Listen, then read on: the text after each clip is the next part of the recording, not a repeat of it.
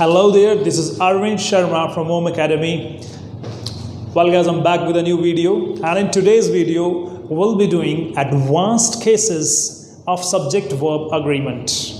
So let's get started guys. शुरू करने लगे हैं, ध्यान दीजिएगा.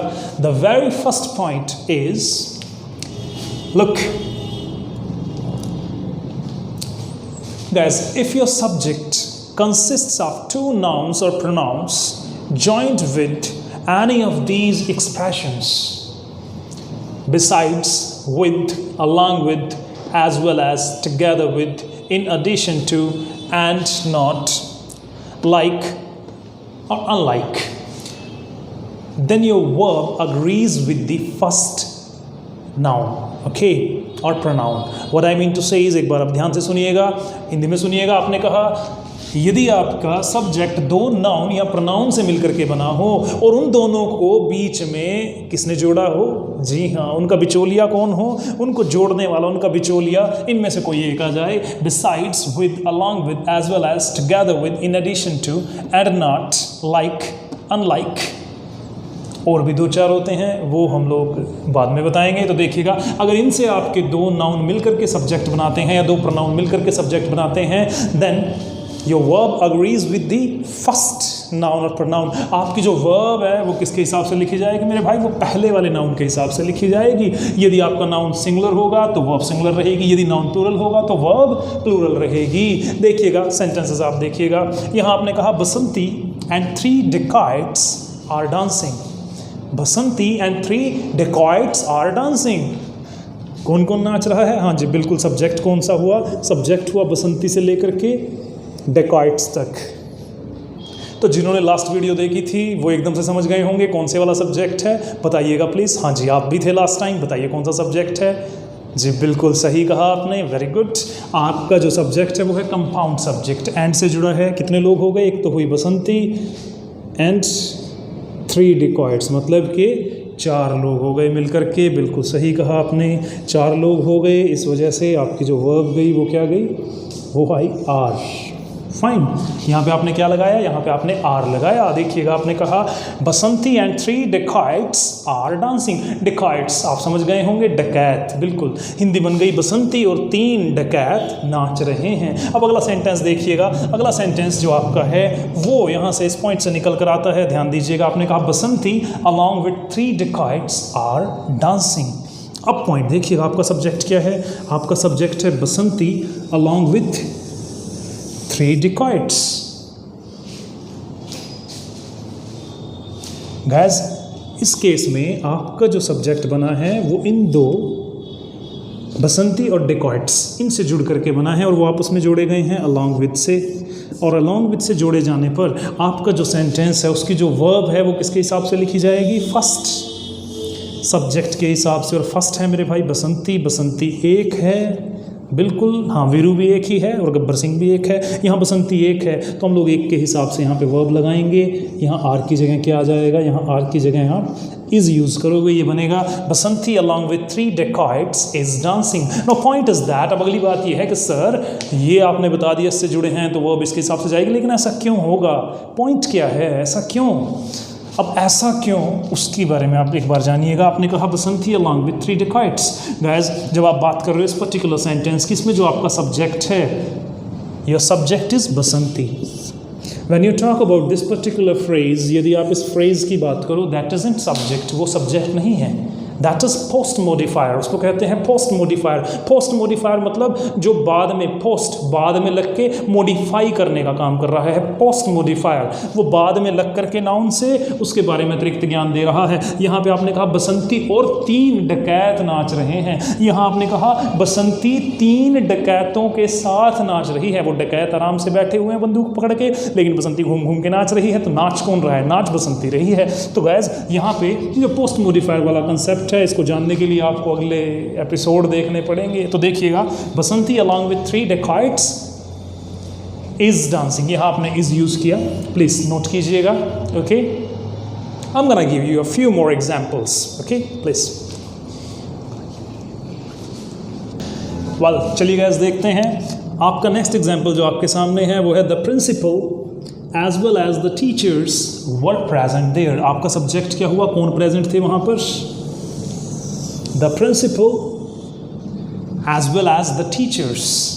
गाइस आपका जो सब्जेक्ट बना है वो प्रिंसिपल और टीचर से मिलकर के बनाया गया है, बट आपका जो पहला नाउन है वो है principal, which is a singular one, जो कि सिंगुलर है। तो उस हिसाब से वर्ब क्या रहेगी? प्रिंसिपल एक है मेरे भाई, तो क्या बन गया यहाँ पर? बिल्कुल सही पहचाना आपने बुजुर्गों। यहाँ पर वर्क की जगह क्या आ जाएगा? यहाँ वर्क की जगह आप वॉज यूज़ करोगे। राइट, वर्क की जगह आपने वॉज का इस्तेमाल किया है क्योंकि प्रिंसिपल के हिसाब से लिखा जाएगा। और ये वाला हिस्सा क्या बन गया? एज वेल से लेकर टीचर्स तक।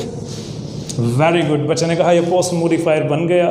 बिल्कुल सही, लगता है च्यवनप्राश खाता है तू। हाँ ठीक है, ठीक काम कर रहा है यहाँ पर। चलिए देखिएगा प्लीज, नेक्स्ट देखिएगा। नेक्स्ट आपने कहा Ram and not they have helped me. आपका सब्जेक्ट है राम से लेकर के दे तक, लेकिन वो आपस में जुड़े हैं, ये नाउन और ये प्रनाउन आपस में जुड़ा है एंड नॉट के साथ। इसलिए आप लोगों का जो सब्जेक्ट वर्ड हुआ जिसके हिसाब से वर्ब लिखी जाएगी वो हुआ Ram. Ram and not they. Ram क्या है? राम सिंगुलर है। राम के सिंगुलर होने के कारण आप लोग इनमें से कोई एक वर्ब पिक करोगे। So we have to go for has. यहाँ पे हम लोग हैव की जगह क्या यूज़ करेंगे? हैज़ यूज़ करेंगे। Ram and not they has helped me. वो जो हैज़ है दैट इजंट यूज्ड फॉर दे, वो दे के हिसाब से यूज़ नहीं किया गया। Your verb agrees the first part. Okay please.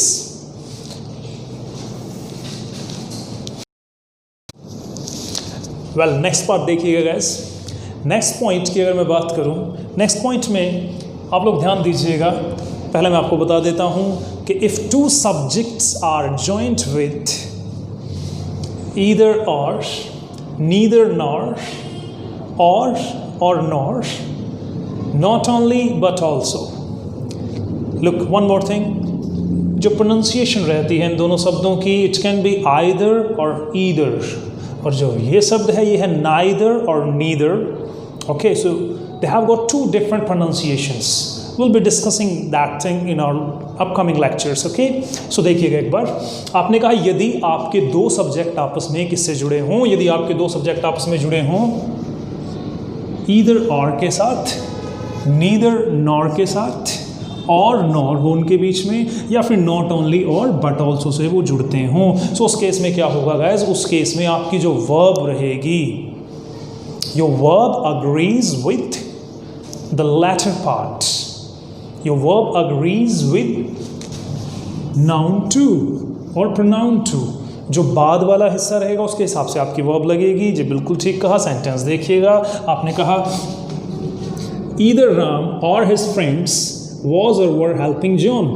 आपने कहा either Ram, आपका जो सब्जेक्ट है वो यहाँ से यहाँ तक है, जिसमें कि राम और उसके मित्र फ्रेंड्स आ गए हैं। आपने कहा ईदर राम और हिज फ्रेंड्स। फ्रेंड्स क्या है गाइस? फ्रेंड्स प्लूरल हैं, एक से ज़्यादा हैं। और हम लोग इस केस में क्योंकि ये ईदर और से जुड़े हैं, सेकंड पार्ट को, नियरेस्ट वन को हम लोग सब्जेक्ट मानकर चलते हैं। सो आपका जो सब्जेक्ट वर्ड होता है, सब्जेक्ट वर्ड नियरेस्ट वन माना जाएगा। So it will be either Ram और हिज फ्रेंड्स वर, बिकॉज बात हो रही है फ्रेंड्स की जो कि प्लूरल है, तो आपने वर्ब पिक किया। नेक्स्ट बताइएगा मुझे। हाँ जी बिल्कुल सही बताया आपने। Neither Peter nor his sons. What is the subject word? Guess subject word हुआ, ये रहा बुजुर्गों सब्जेक्ट वर्ड आपका। ठीक है जी, सब्जेक्ट वर्ड है sons, his sons. His sons, sons plural है सिंगुलर है? प्लूरल है, बिल्कुल ठीक कहा आपने। एक से ज़्यादा बेटे, तो आपने यहाँ क्या पिक किया? आपने हैव यूज़ किया। आप हैज़ यूज़ नहीं करोगे बिकॉज आपकी वर्ब सेकंड और लेटर पार्ट के साथ एग्री करेगी। नेक्स्ट देखिएगा। Not only Stella but her brothers is और are helping John. Same case हुआ, not only Stella but her brothers, और but also her brothers, her brothers. उसके हिसाब से आपका सब्जेक्ट क्या बन जाएगा? आपका सब्जेक्ट वर्ड हो गया brothers and it will be are. Fine. So not only Stella but her brothers also are helping John. वहाँ पे आपका ऑल्सो रहेगा, यहाँ पे भी हो सकता है, कर लीजिएगा। Not only Stella but her brothers also are helping John. Okay, चलिए आगे बढ़ते हैं।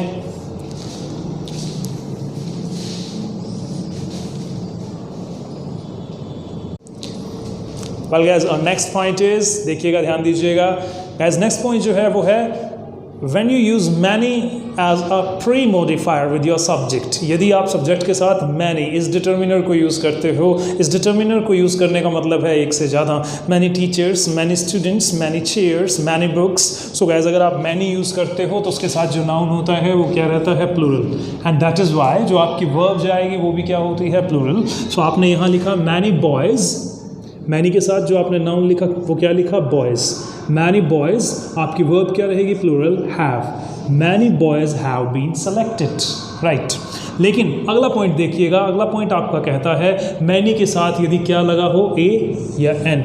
अब अगली बात, सर क्या ऐसा होता है, बच्चे पूछते हैं सर मैनी के साथ ए लग जाएगा? जी बिल्कुल लग जाएगा। मैनी के साथ ए या मैनी के साथ एन अक्सर प्री मॉडिफायर की तरह यूज़ किया जाता है सेंटेंसेस में सब्जेक्ट से पहले। इस केस में एक बात का ध्यान रखिएगा, आपका नाउन भी सिंगुलर रहेगा और आपकी वर्ब भी क्या रहेगी, सिंगुलर। देखिएगा प्लीज़, मैनी अ बॉय और मैनी एन अकाउंटेंट, इस तरह से हो सकता था। So many a boy, many a के साथ जो आप लोगों का नाउन आया दैट इज सिंगुलर बॉय, और जो आपकी verb I that is again singular, it's has. Many a boy has been selected, right. So यहाँ आपने हैज़ यूज़ किया, ठीक है जी। आगे बढ़ते हैं, देखिएगा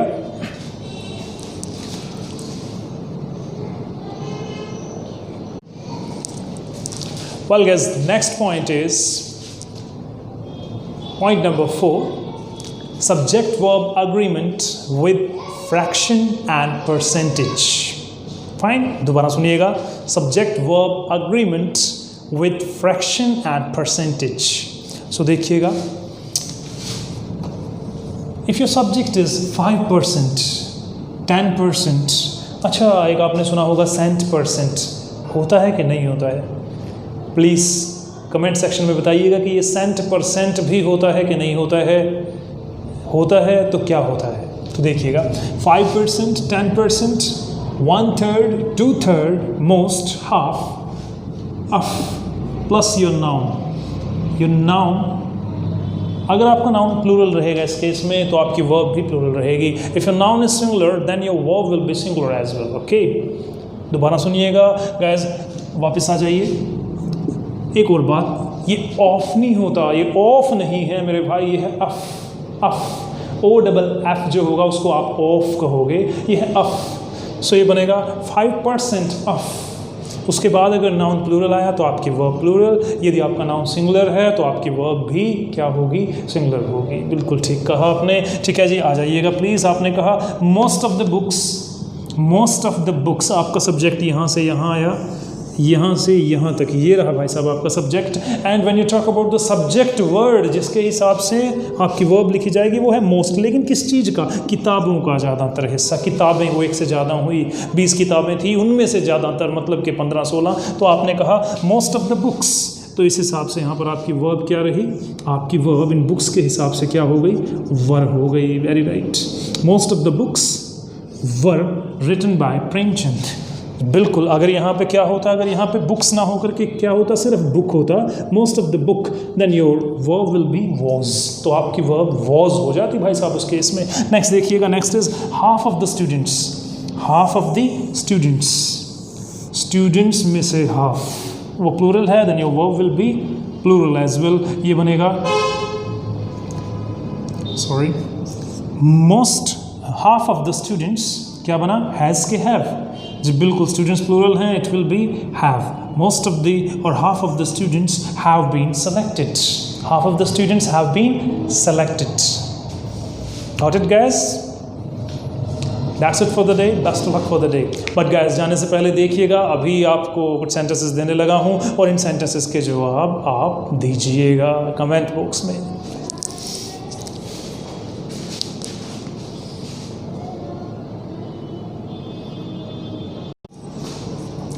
Well guys, here is your homework that you hardly complete.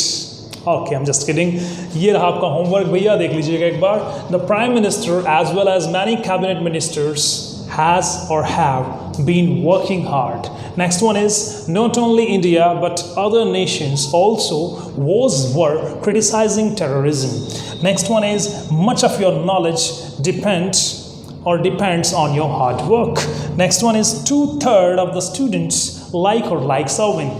That's it guys, you have got 4 sentences, 4 sentence आपके पास आए हैं भैया, 4 छोटे छोटे से सेंटेंस हैं और कमेंट सेक्शन में ज़रूर अपना आंसर दीजिएगा, आंसर देना मत भूलिएगा। इसके अलावा गाइस एक बात और सुन लीजिएगा ध्यान से। जी बिल्कुल, हाँ समझ गए भाई साहब एकदम से कि सर मैंने तो पहले ही लाइक कर दिया, वीडियो डालने से पहले ही कैसे लाइक कर दिया आपने भाई।